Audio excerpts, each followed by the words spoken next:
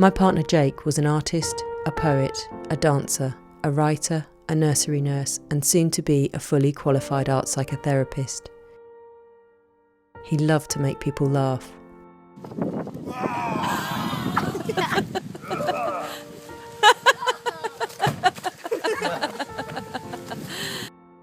He told me when we first met that he had started to abuse alcohol and other drugs at a young age. He told me that as a teenager he'd been caught, named and shamed in his local paper. Being labelled a hopeless druggie helped send him further into substance abuse. Despite being exceptionally bright, Jake's teenage dabbles culminated in a crack and heroin habit.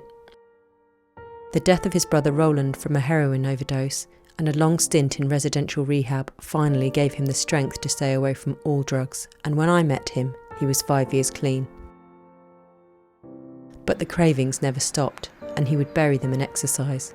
He completed long runs and triathlons, often dressed in costume for charities. Yeah, I'm going to recover in the next hour or two, I'll be fine. People with MS don't have the same luxuries as I do. That's why I'm doing this. When our son was 3 months old, Jake was falsely accused of a crime he didn't commit. The police investigation which followed reawoke all his teenage feelings of fear, shame and judgment. Come on, this way. Come on, this way. And where his teenage feelings came, so followed his teenage habits. 5 months later, Jake relapsed. Though he had no connections where we lived, he was able to obtain heroin and crack in just over an hour. While the legal status of Jake's drugs of choice did not deter his use or his ability to obtain them, they did put us all at even greater risk than simply the use of the drugs alone. Risks from interacting with dealers who would make repeated sales calls to chase the next purchase. Risks he would use impure substances and wouldn't know the strength of what he was taking, and the risk of a fine or imprisonment if caught. Jake was a high-functioning heroin user, good at disguising his habit from the world.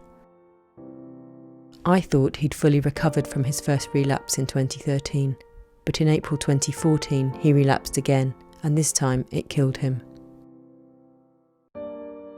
Jake was a beautiful soul. He was a fantastic father. He was kind and generous. He was a hard worker, but he could never shake the sense of shame about his past.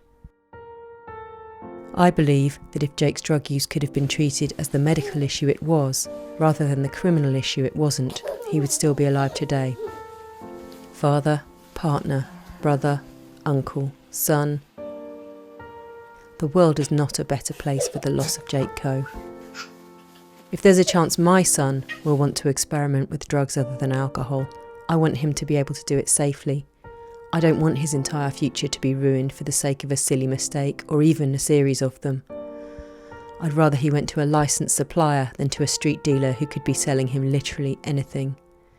I'd rather those drugs were properly researched and manufactured. I'd rather he had access to truthful and unbiased information about what exactly he was doing to himself. He has already paid too heavy a price of drug policies hinged on just say no. Our drug policies have failed. They do more harm than good. They protect no one. Please support the Transform Drug Policy Foundation's campaign for getting drugs under control and help to protect all of our children.